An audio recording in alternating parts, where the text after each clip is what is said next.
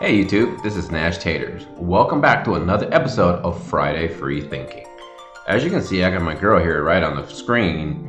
Whew, she got some hips. But then again, I'm guessing she's a belly dancer, so it makes total sense to have some good-looking hips there.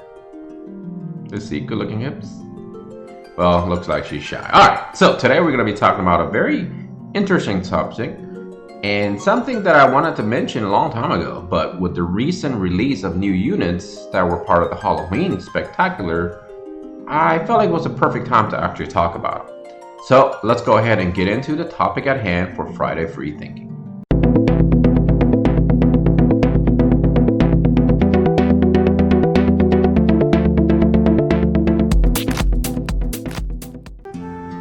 So I've played many gacha games for a very long time. Probably 10 years-ish, give or change. Here's the thing. Little Leela is a alternate version of the normal Leela, right? As you can see, I have her pulled up. Halloween or Hallow Leela. As she is called, Little Leela Halloween. She is of the UR rarity, of course. And let's go ahead and take a look at the normal version. As you will. And there she is. So here's the thing. This is the topic at hand.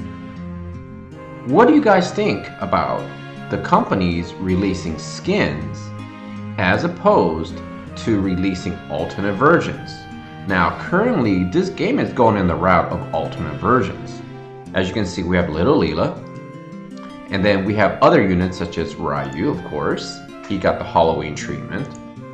And I believe we also got Stern, which also got the KOR Stern. Now, bear in mind, the KOR Stern version obviously is part of the storyline. So a lot of times I feel like when you have something that's part of the storyline and you release a unit in conjunction to that, that's not something special, right? Now in Japan, they release Halloween versions of the two units that I mentioned. And they actually also released Mashiri, the Christmas version. And they also released a swimsuit version of Kiton, I believe. And I believe there's one more unit, I think it's Odoa, that's also swimsuit. So clearly these are alternate versions. One thing I learned about playing gacha games is this. In the gacha communities, we come to accept two ways that company approach units. They could simply create more units or go the different route of either creating new outfits, or as the people call them, costumes, or they could do the alternate versions. I recently got off the hype train of 7 Deadly Sins. And one of the biggest reasons is because they literally released a different version of the units they already released every single week. And it got so old and so tedious and so mind-numbingly boring that why do I need 37 versions of Kiton, for example? I also used to collect vintage G.I. Joes. And one thing that I learned from that, well, especially as a child, was the companies tend to rehash figures and characters quite a bit, right?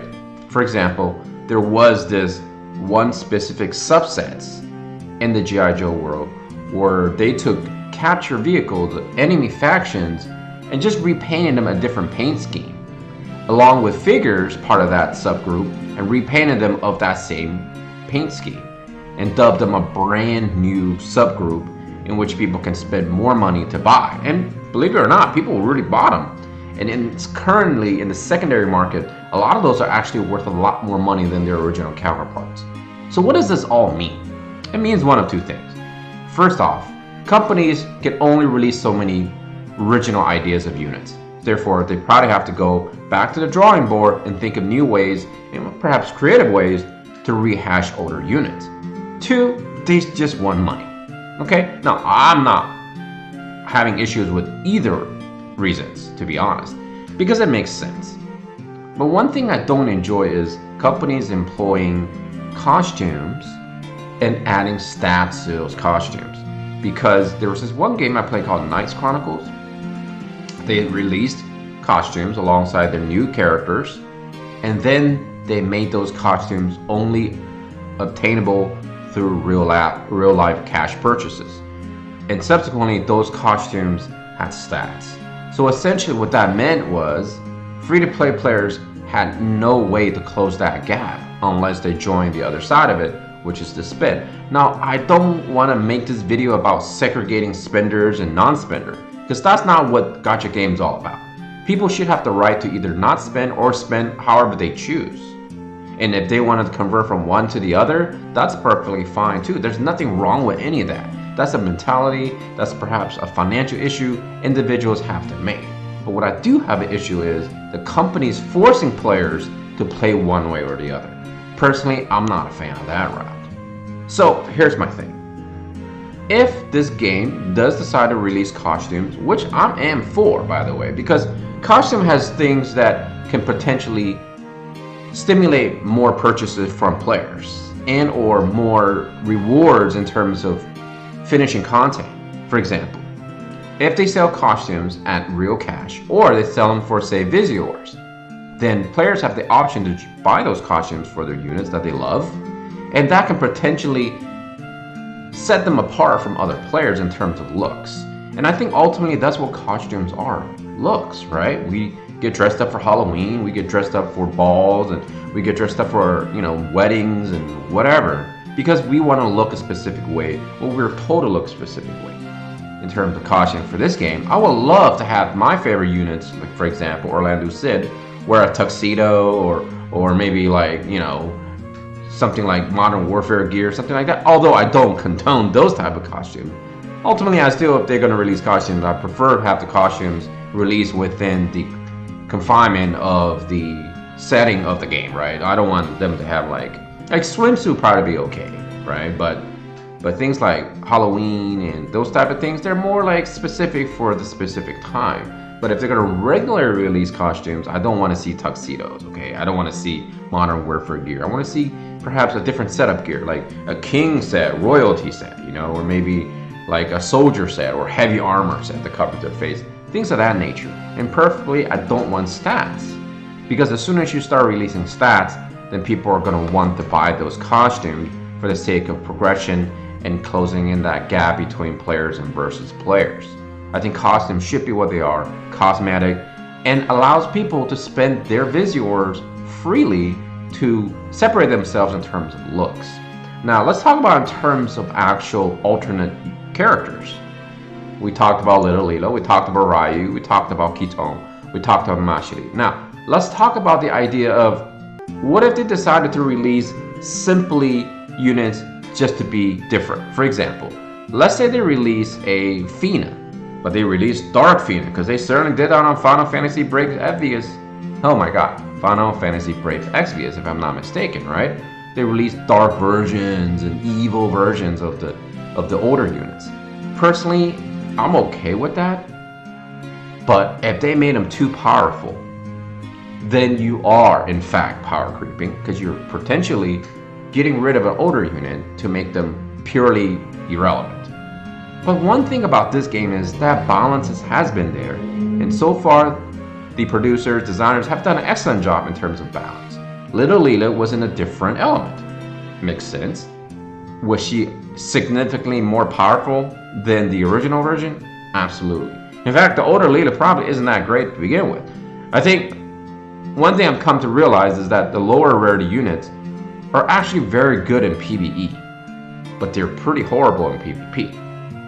Maybe one out of, however many lower rarity units there are, could be a potential candidate for PvP. But for the most part, seemingly they're very good for PvE, and that's pretty much about it.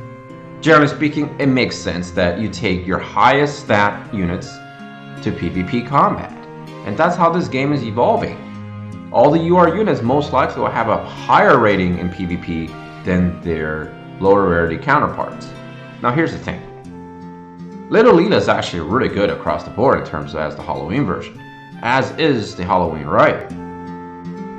If they decide to release something like a Dark Fina, or maybe like a Earth Cid or something like that, right? Because they're gonna just go crazy, right? They can literally go buck wild on any of the units they've released.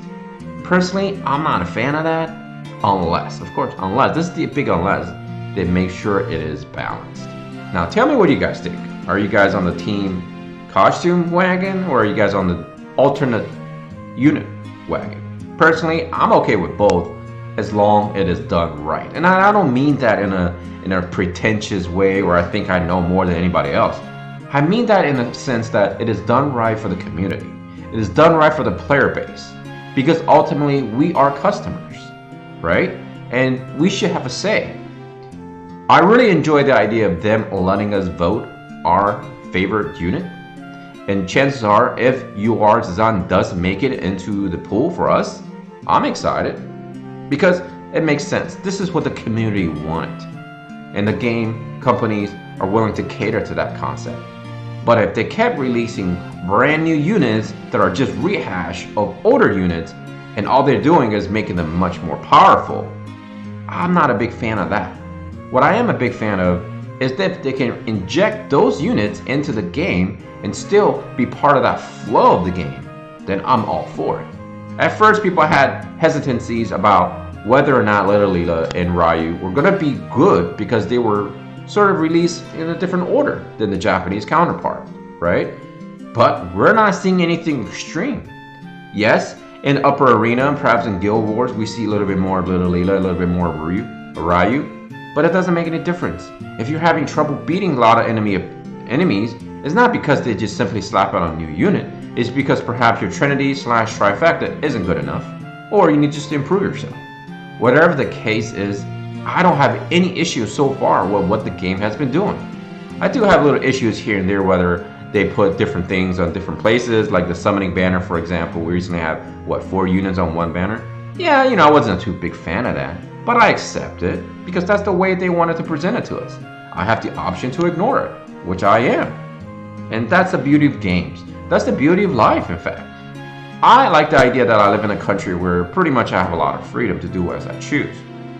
In other countries, you don't have that option sometimes, right? And so I think we as gamers should be happy that we're playing a wonderful game that gives us all this freedom to do as we choose. And that's why I love this game, and I'll continue to love this game until they put a stop to that. I think that's all the time for this video. I hope I stimulated some thinking from you guys, because that's what Friday Free Thinking is. And for all the newcomers because of the recent contest, I hope you stay, because I feel like I bring something different to the table. I don't sit here and talk about reviews and guides and how to make yourself a much better player. I simply try to stimulate topics of conversation that can get people to start thinking, a little bit perhaps sometimes outside of the box. As always, take care of yourself and all your loved ones. And by the way, tonight we're going to be doing a stream. I'm going to do the winner for the contest. So good luck to all those who have submitted. And of course, I do want to thank all y'all for the continued support. Nashtaters and his family out here. Peace out.